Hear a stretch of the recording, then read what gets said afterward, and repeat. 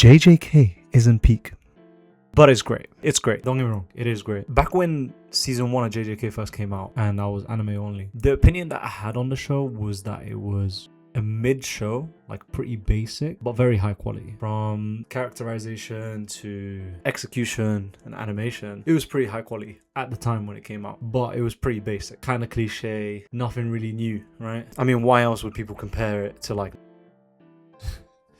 and then Chainsaw Man, I think, came out right after that, and it was just at that point I was like, yo, what is going on? Like, why is every anime coming out recently just some cliche copy paste of Naruto? But I gave it its high regards. Like, I gave it its good rating, like, right? Then we get to season 2. Season 2 was from the animation standard jumping up to a whole new level that now every anime is struggling to keep up with, unless you're like One Piece.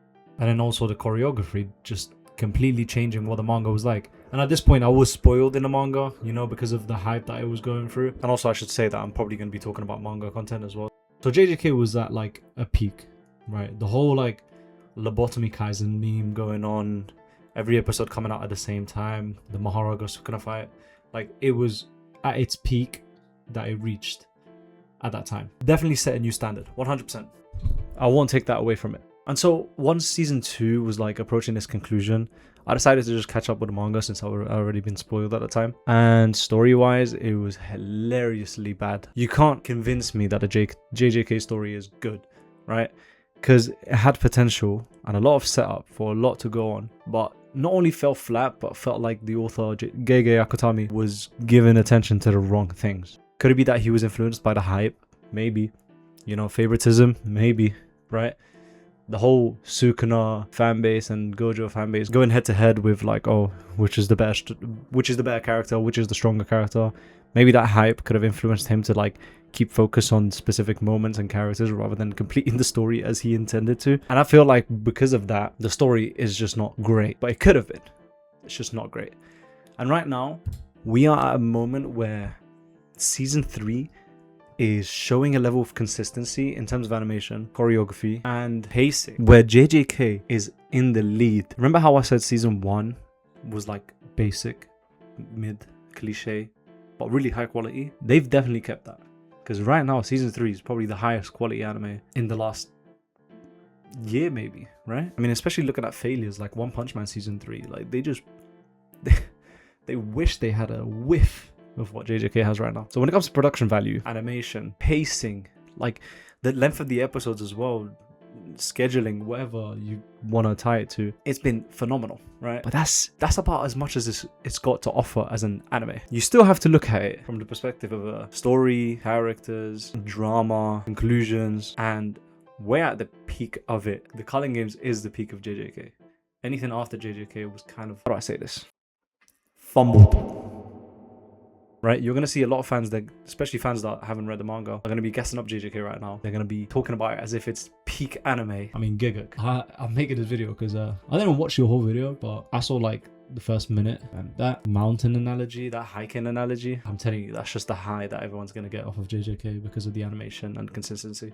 But once it shows its true colors, once people really realize what the story is about and how it doesn't really give you that satisfying conclusion, which will then lead you to look back at the story like, what was the point of all of this? You're gonna realize JJK isn't as good as people make it out to be. I'm not here to flame it, don't get me wrong, but do not undermine really good stories, really good characters, really good animes and mangas through the hype that JJK is getting. This is kind of a little bit of a mini rant. I do think it's a great watch, but you know, that's about it. It doesn't really give you, the audience, anything apart from entertainment, which I guess most people, that's all that they care about. But if we're deep diving into it and calling it peak, you know, the top of anime, no way. It's missing so much more. Let's talk about the story real quick. What is JJK's story even about? I'm going to be talking about manga spoilers, so warning ahead. JJK is probably it's more of a character-based story where the story is being driven by each character's motive, right? And how that character develops. And the story kind of like evolved because of that, I'd say, right? Think about how Yuji has a dream where he wants to die a pleasant death, right? Or be satisfied with his life, right? Slowly, it went from that to more of a redemption thing for Yuji. You know, him slowly realizing what the world is really about, how sorcerers are integrated into the society, and what he can do and provide as one of these sorcerers. Then we move on to the fact that he's actually the son of Kenjaku, which affects his lifespan, which completely contradicts his whole like, how am I gonna die dream slash mindset. And so just evolves into more of a story about how this guy now is trying to create an environment where everyone else gets to live a fulfilling life and go out the way they should go out, rather than say like a premature death or dying alone like his grandpa did. So I guess it started off as his kind of story and dream and mindset, which then evolved to him providing it for everyone else. Sure. But then you look at the villains and how that then is relevant to that, and you see that there's more to it, right? I get that the villains are supposed to be conflict to get in the way of Yuji's dream, but that conflict specifically, especially Kenjaku's, is just so in-depth that you could call it its own story, right? Like, what does Kenjaku want? He wants all of Jujutsu to merge into one massive ugly curse, right? And see what it's capable of doing, something like that, right? And the story is mainly driven by that, Kenjaku, not Yuji. And like I said, villains are supposed to add like conflict. They're supposed to get in the way of the main character's dream or whatever. But at this point, it's more like Yuji's getting in the way of Kenjaku's dream. I remember I used to say that JJK is more a story about the villains than the heroes. And it really does feel like Yuji's just getting in the way of Kenjaku. I mean, Yuji was a plan by Kenjaku, like some Aizen situation. I mean, the guy gave birth to Yuji. But what I'm getting at is that you can't really tell what the story is about because it changes depending on the arc that it's in. Because here I'm talking about Kenjaku's plan and that being the main story. But then once the Culling Games are over, the whole focus is on Sukuna, which I guess you can be like, oh yeah, well, he was introduced right at the beginning, episode 1 basically, right? So of course it's about Sukuna and the Heian era, this, that, what. But no, Sukuna was exactly what I was talking about with the whole conflict towards Yuji's dream, which makes complete sense since he's inside of Yuji's body. Sukuna was the perfect conflict to that. And then beating him would have allowed that success for Yuji's dream. Jumping back and forth between those two stories, those two perspectives, it's like, okay, well, which one is the main one? Which one is the story even about? I mean, the story literally ends with them beating Sukuna and then the trio still being alive. Obviously, Gojo, he lost. So it's just Megumi, Yuji, and Nobara. But like, what now? Obviously, we see the little happy ending where Yuji gets together with I think her name was Yuki or Yukio or something like that. The girl that had a crush on him since like middle school, high school, something like that. But it's like, what has changed? The only thing that's changed is that the main two villains are defeated.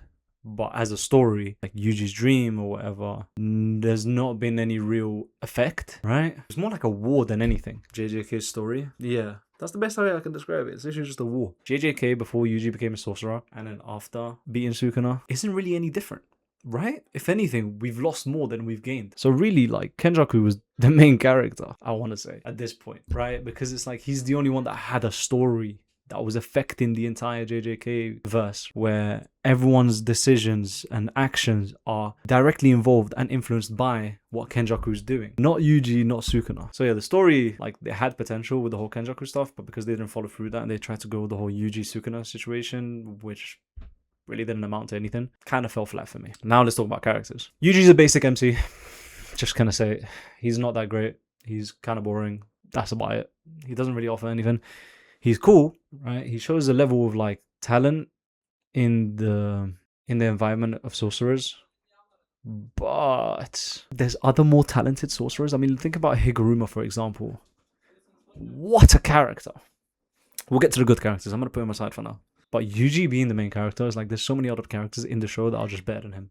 Megumi should have been the main character. I'm just gonna say it right now. As many people as there are, listen, I know there's a lot of you out there, yeah, calling Megumi like potential fraud, right? He has this potential or whatever, but he ends up being a fraud because he doesn't really do much. But on a story perspective, he has everything a main character needs in the JJK story, which Yuji completely lacked. Yuji is the most side character, main character I've ever seen, probably. Yeah, Megumi 100% deserves to be main character more than Yuji. I mean, Yuji being one of the cursed rooms is the closest thing to main character like traits that he has. Yeah, obviously him being the vessel for Sukuna and Sukuna taking over and whatnot, that's a whole different thing. Again, that's pretty basic. We've seen it done before a million times. So yeah, Yuji, the main character, which is the most important role when it comes to characters in the show, is pretty boring. Gojo is a lot of hype. I'm not the biggest Gojo fan. I like him, but he does what he needs to do and that's about it. There's nothing like crazy special about him. Most of the time he's not even there. And he's only used as like a last resort, for special situations or like a hype moment. which is fine. He does what he needs to do. I don't dislike him, but I also just don't praise him too much. Sukuna's great. Sukuna is my favorite character in that show. He is amazing. I love the experience that he brings, the threat that he brings, his cunning like plans that he has, the way he manipulates others around him to succeed in his plan. Him showing this like authority to Kenjaku, who's in my opinion supposed to be like the main villain, but Sukuna showing this authority over him, which makes it so that everyone looks at Sukuna like, oh yeah, Sukuna's the main villain, is incredible. Like, he's the perfect presentation of how power equals authority, right? You can have someone like Kenjaku have this insane plan that's driving the entire story, and then Sukuna comes in and just like, yo, I'm actually the villain, and then just completely taken over. Brilliant stuff. He's a genius as well. I love how he had like a background plan. He kind of reminds me of Blackbeard a little bit from One Piece, where he's kind of there in the background doing his own thing, but succeeding. And you could tell if he keeps going, something crazy is gonna happen, and it did. It was exactly that. Sukuna was beyond my expectation. Yusa's also great, but that's more like a slop favorite. You know, I just like his ability. And then all the other characters are gimmick favorites. Anyone that says Nanami's their favorite, Todo's their favorite, I'm gonna say it. I'm gonna say it. Kashimo's your favorite? Really? Really? They're cool. They've got cool abilities, but really? I understand Higuruma. Now, if Higuruma's your favorite, that's completely fair. He's got a really cool story. His character is really cool as well. His mindset is so interesting and intriguing, especially because of the reasons why his mindset is the way that it is. But Kashimo, I'd rather you said Yorozu is your favorite over Kashimo. I'm not saying Kashima's a bad character. I'm just saying like people praise him to an extent where I don't even understand. I'd rather you said Jogo or Panda, because they've got a bit more substance to them, right? Anyway, yeah, the characters are, you know, there's some really great characters, but most of them are just kind of used as, you know, for the moment that they need, and that's about it. That's about all they provide. But yeah, like they're all gimmick characters, right? You favorite them for a gimmicky reason, 100%, right? Something they've done or something they've shown, and then you're like, oh, that was really cool. I like that. Boom, that's my favorite character. That's a gimmick character. They're not your favorite. You don't think they're great. They just did something that you thought was cool, and now they're your favorite. We need depth, right? We need depth. We don't need any more Sun Jin Woo characters. We need depth, right? Substance, complexity, all right? That's how you build a character, and then you add the entertainment of the fighting, the animation, whatever you want to add, the abilities on top of that. Fine. Megumi is such a good character in terms of like, obviously he has a lot of potential that wasn't met, but the tragedy, the complexity in his mindset, his goals, his ability, and how he influences the story, like how he's involved with the story, they're all entertaining. There's never been a time where I'm like, oh, Megumi's on screen. I love Megumi. I think he's a great character. He's one of the best, 100%. Him, Kenjaku, Sukuna are my three favorites in terms of generally like good characters in JJK. And I think they're the three that matter the most. Everyone else is either a gimmick or pretty decent at best. Oh, Higuruma as well. Higuruma is pretty good, but he's not like on, in my opinion, Megumi and Kenjaku's level. And it's interesting because JJK isn't really a story where you worry too much about character development, because a lot of the time, character development is something that's very important. But in JJK, apart from Yuji, I guess, right, each character has a specific role they play, and they have to be the way they are. They don't need to develop any more for it. Again, like I said, apart from Yuji, because he's the main character, he's supposed to develop, especially after the experiences he goes through. But that's about it. There's no real character development. Not that it needs it, but it does lack it. And so with that all in mind, what does JJK really offer? 3 actual great characters, amazing animation, amazing fights. I do think when Sukuna and Gojo come out, especially with the standard that they've been giving us now, and that last episode with the three-way battle, Sukuna and Gojo might just be the best fight in anime. Like choreography, animation, hype. And that's saying a lot because I'm a Dragon Ball fan. It might just be. It does have the potential to be. 100%. It's going to set a new standard whenever it does come out. But what else, really? 3 great characters, animation. That's it. That's about it. It's backed up by a really strong studio, Mappa. It's probably got a bunch of great staff members. The voice actors are really good as well. But that's not really something that a high-end anime can't do. So with that in mind, I ask you, is it peak?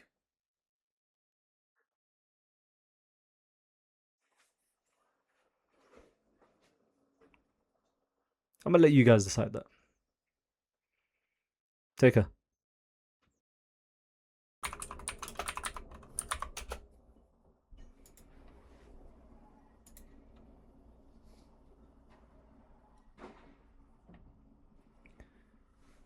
9.9. Oh, it was a phenomenal fight. I won't even lie to you. But 9.9. I'm telling you, hype is the new measure of rating.